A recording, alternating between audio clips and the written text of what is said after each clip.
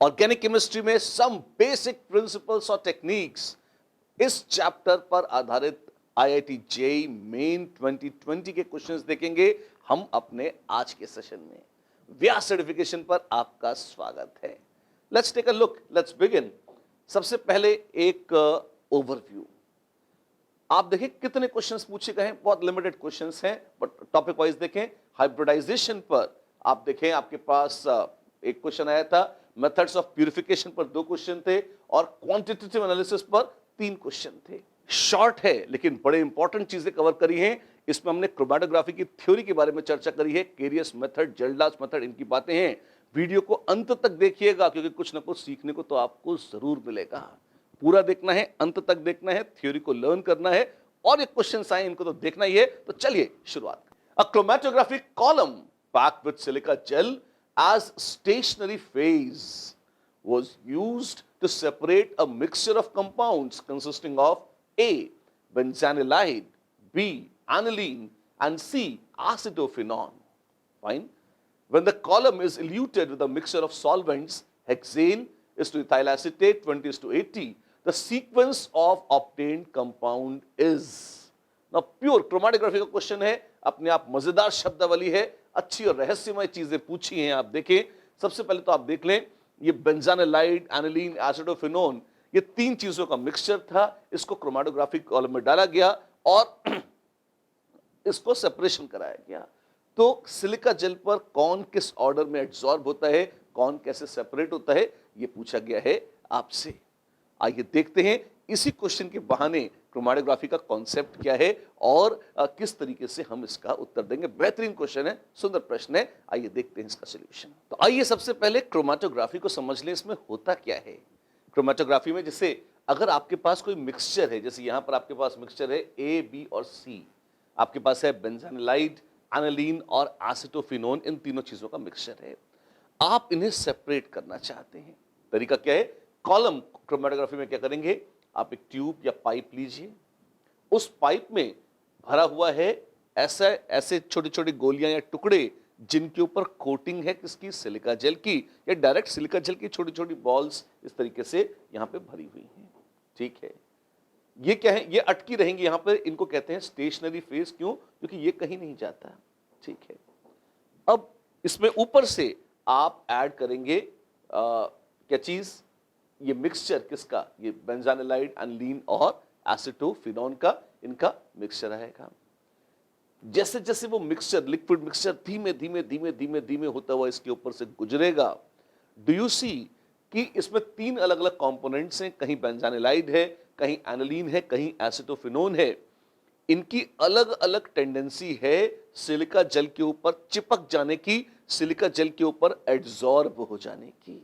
अच्छा, तो आप पाएंगे कि ये ए, बी और सी अपनी अपनी सुविधा के हिसाब से, अपनी अपनी अटैच होने की तबीयत के हिसाब से या टेंडेंसी के हिसाब से इसके ऊपर अटैच हो जाएंगे।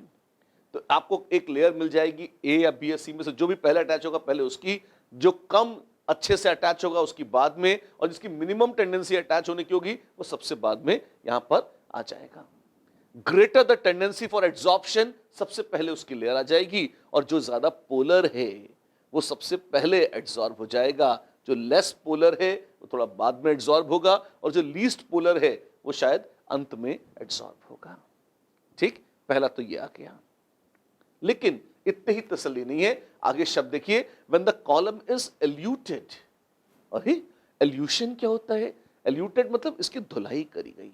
अच्छा, तो पानी से धुलाई कर दे, हाँ कर सकते हैं, लेकिन ये थोड़ा डेलिकेट धुलाई है। कैसी है? इसमें आप एक, अब पहले तो आपने ये एबीसी का मिक्सचर डाला, इसका जो होना था, जहां पे इसको चिपकना था चिपक गया, इसका मामला द एंड हो गया। अब आपकी नियत ये है कि आप इसमें एक सॉल्वेंट डालें। हाँ जी, और वो सॉल्वेंट सबसे पहले किसी एक चीज को घोल कर निकाल ले और बाकियों को छोड़ दे। अच्छा, और फिर जब पहले मेजॉरिटी ऑफ 1 आ गया, उसके बाद फिर 2 आए, और फिर जब मेजॉरिटी ऑफ 2 आ गया उसके बाद फिर 3 आए। जिस तरह से एक एक करके चिपके थे ऐसे ही एक एक करके निकल जाएं, ऐसी आपकी इच्छा है, और तब आप उसको एनालाइज कर सकते हैं या एक्चुअली सेपरेट कर सकते हैं। It is actually an effective method of separation. अच्छी बात है।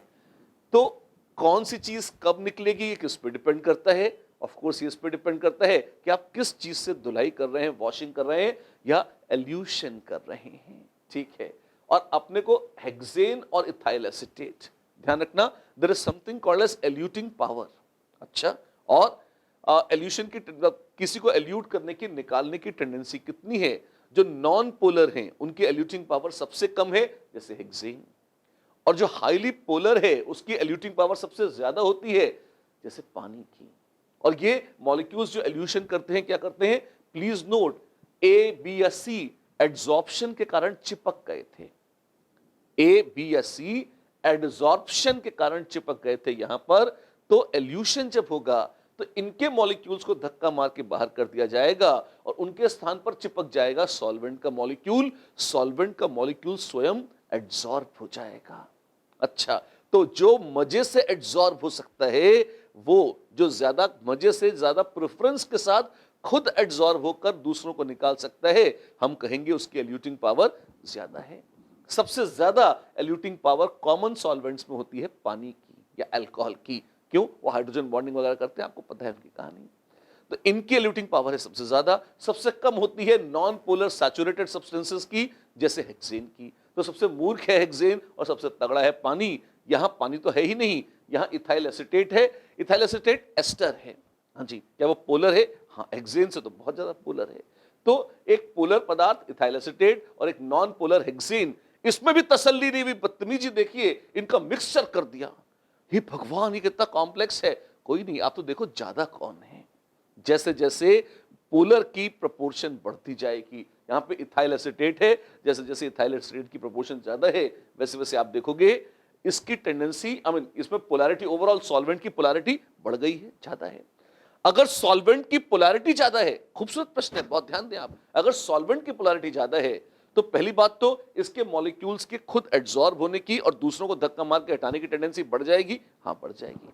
कोई और टेंडेंसी भी देखनी चाहिए। हाँ, जो ए बी या सी में से बाहर निकलेगा उसका इस सॉल्वेंट में कितना स्वागत होगा।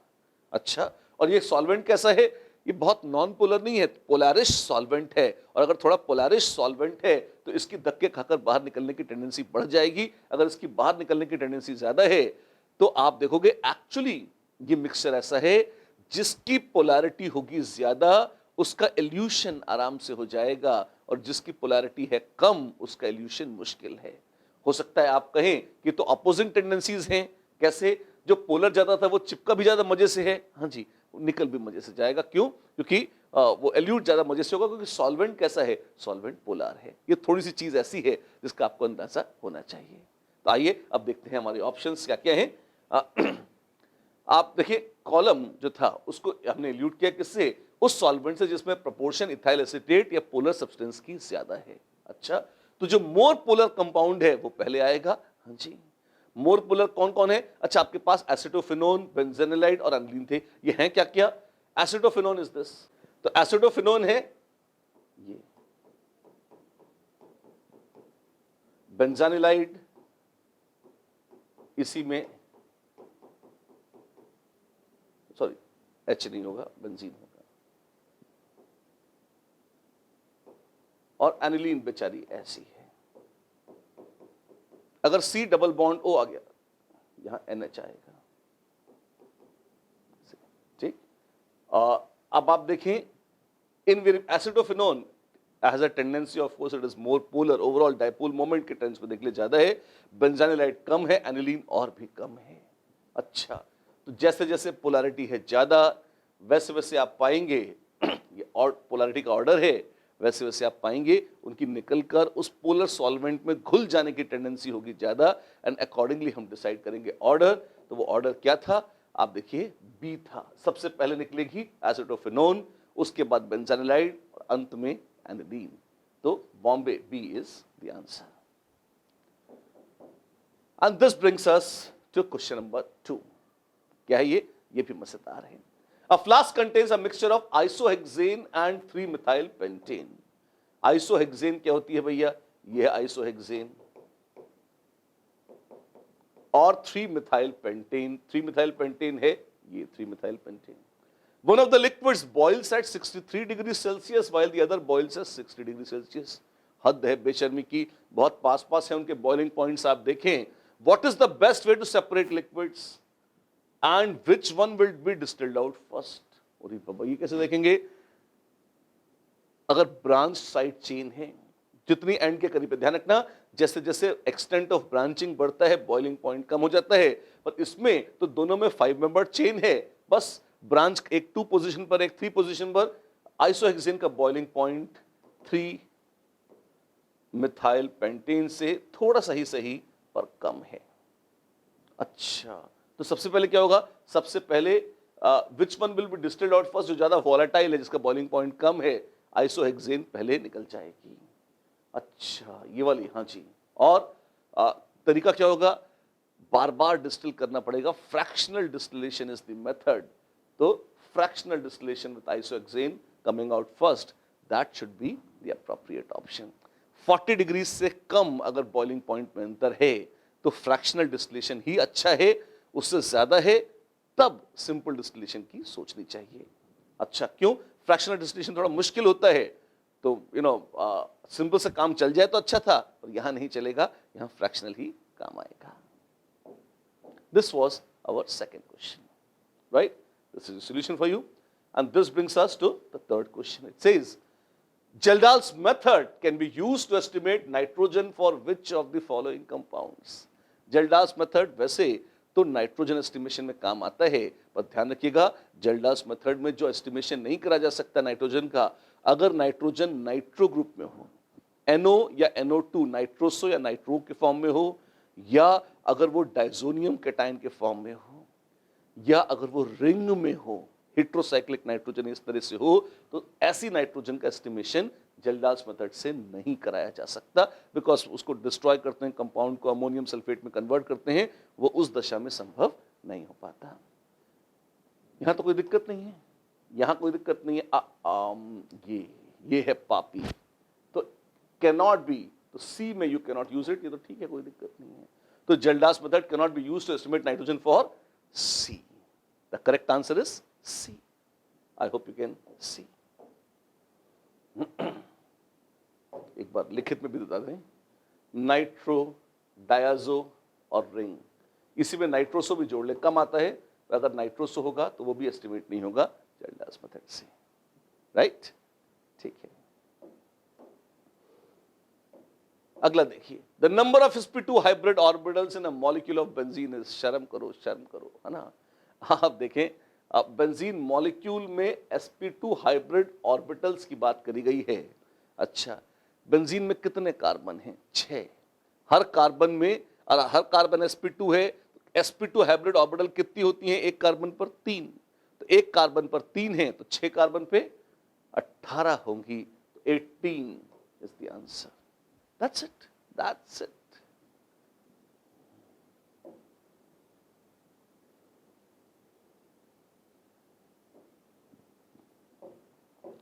अब आते हैं केरियस मेथड पर. क्या बोला है? In Carius method of estimation of halogen. Wow, ये क्या है? ऑर्गेनिक कंपाउंड को, जिसमें भी अपने को शक है कि हैलोजन है, उसकी एनालिसिस करनी है, मतलब डिस्ट्रॉय कर देते हैं, और जो उसमें Cl minus, Br minus, I minus होता है, फिर Ag प्लस आयंस डाल के उसको प्रेसिपिटेट करते हैं AgCl, AgBr या AgI. उसको वॉश करते हैं, ड्राई करते हैं, उसका वजन लेते हैं और पता लगाते हैं कि उसमें ब्रोमीन या क्लोरीन या आयोडीन की मात्रा कितनी थी. ऑर्गेनिक कंपाउंड है 0.172 grams and it showed presence of 0.08 grams of bromine. अच्छा, तो एक्चुअली अगर आप ध्यान दें, हमें मेथड की जरूरत ही नहीं है, हमें पता चल गया इतने ग्राम कंपाउंड में इतने ग्राम ब्रोमीन, तो परसेंटेज ऑफ ब्रोमीन कितनी हो गई? वो है 0.08 अपॉन 0.172 इंटू 100. खाली परसेंटेज तो निकालनी है, कितनी हो जाएगी वो? आइए देखते हैं, थोड़ा डिवाइड करें, कितना आएगा ये? This is 8 by 0.172, whatever that comes out to be, that is 1 by 8 2 जा 16. ठीक है, और 17, 12, 8 goes 1.5 times, राइट? ठीक है, तो अगर 0.08 होता तो दिस, अगर आप इसको देखेंगे 8 by 2.15 whatever that comes out to be. 8 by 2 50% से थोड़ा कम, अराउंड 45%, लगभग 45% के आसपास कुछ आएगा, लगभग 45% ब्रोमीन है इसमें। ठीक है, अब यही चीज हमको खोजनी है, तुक्के मार मार कर देखनी है कि किसमें 45% के आसपास ब्रोमीन होगी। आउटराइट कुछ देख सकते हैं। हाँ, पहली बात तो देखिएगा, ब्रोमीन का पर्सनल मास होता है 80। अच्छा, और ये जो कार्बन है, एक और एक, दो कार्बन, कार्बन तो चिल्लर होते हैं कितना, 12, 24 और 5, 29, 29 और 80 के लेस देन 50% है ना, तो ये तो नहीं हो सकता। तो उससे छोटा वाला तो बिल्कुल नहीं हो सकता, क्योंकि उसमें तो ब्रोमीन बहुत सारी है। तो ब्रोमीन का भयानक वजन संभालने के लिए यही काम आएंगे। देखो, इसमें कैलकुलेशन करते करते प्राण निकल जाएंगे, और इसको ट्रिक से जल्दी कर सकते हैं कॉमन सेंस की मदद से। कैसे? हमने देखा ब्रोमीन अकेली भारी भरकम नालायक कितनी 80 है, और कार्बन हल्का फुल्का है, तो बैठेगा नहीं। दो ब्रोमीन राक्षसनियां 160। अच्छा, और ये 45% लेस देन 50% है, तो बाकी जो बचा हुआ है वो भी 160 वजन का होना चाहिए। कार्बन है कितने? 6 कार्बन, 12 6 72, एक नाइट्रोजन 14, कितना हो गया? 72 और 14 86। अच्छा, हाइड्रोजन चिल्लर पार्टी कितनी करेंगे? 90 हो जाएगा। 160 से ज्यादा तो ये नहीं है। हाँ जी, तो ये कैसा है? ये भी नहीं है। हर एक हरिनाम एक ही आंसर आना है, कौन सा? ए। अरे हमें डर लग रहा है कहीं माइनस ना जाए, चेक करके बता देता हूं। लेकिन एग्जाम में इतना काफी, आप 2, 3, 4 डायरेक्ट रिजेक्ट हुए, सीधा बगैर कैलकुलेशन के आप देख लेंगे 1 इज द आंसर। पर फिर भी आपकी तसल्ली के लिए, क्योंकि हम सॉल्व करके दिखा रहे हैं, तो एक बार आपको सॉल्व करके ईमानदारी से दिखा देते हैं वजन कितना है। बेंजीन रिंग को अगर आप देखेंगे, ये कैसा है? This is C6H6NBr। Overall benzene 78 होती थी, और नाइट्रोजन 14 और ब्रोमीन 80। वैसे अगर आप देखें बड़ा बैलेंस लग रहा है, ब्रोमीन 80 है और ये जोड़कर 80 से थोड़ा ज़्यादा है। बैठ भी रहा है 7, 8, 4, 12 और 8, 9 and 8, 172। वाओ, तो दिस इज 80 by 172 into 100। मर जा। हाँ, आप देखिए रेशियो तक कितना प्यारा है, बिल्कुल वही रेशियो तक बैठ रहा है, डिवाइड न करे तो भी डिट्टो मैचिंग आ रही है। ये सही है जी, हाँ ये सही है, सही है, बिल्कुल सही है। राइट, चलिए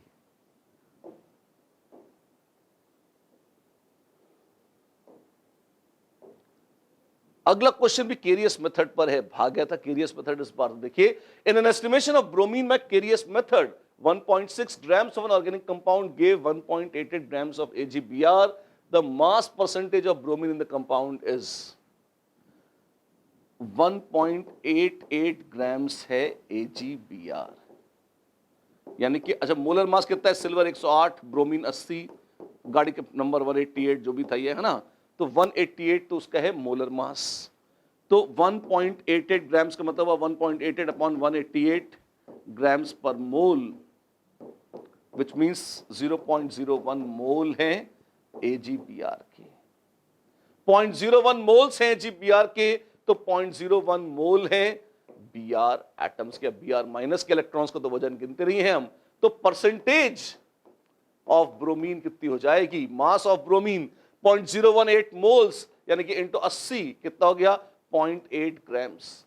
तो 0.8 ग्राम्स हैं किसके? ब्रोमीन के। और टोटल वजन नालायक का कितना है? 1.6 ग्राम। अरे इंटू 100, धत की 50%। Percentage of bromine in compound is 50।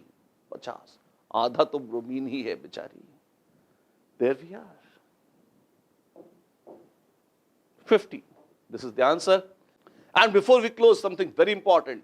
IIT Express 75 days में IIT JEE मेन और एडवांस दोनों कोर्सेज की एग्जॉस्टिव प्रिपरेशन, कंप्लीट थ्योरी। ये शॉर्ट रनिंग क्रैश कोर्स नहीं है, पूरा ढंग से थ्योरी कवर करी है, क्वेश्चंस कराए हैं, और प्लस इसके साथ हमने आगे एक्सटेंड कर दिया, अटैच कर दिया एक बहुत ही शानदार मेंस और एडवांस की टेस्ट सीरीज आपके लिए है। आप इसका फायदा उठाएं, करें। YouTube सीरीज के अपने अगले एडिशन में व्यास सर्टिफिकेशन टीम फिर आपके सामने हाजिर होगी अगले टॉपिक के साथ। तब तक के लिए bye bye, have a great time, keep studying.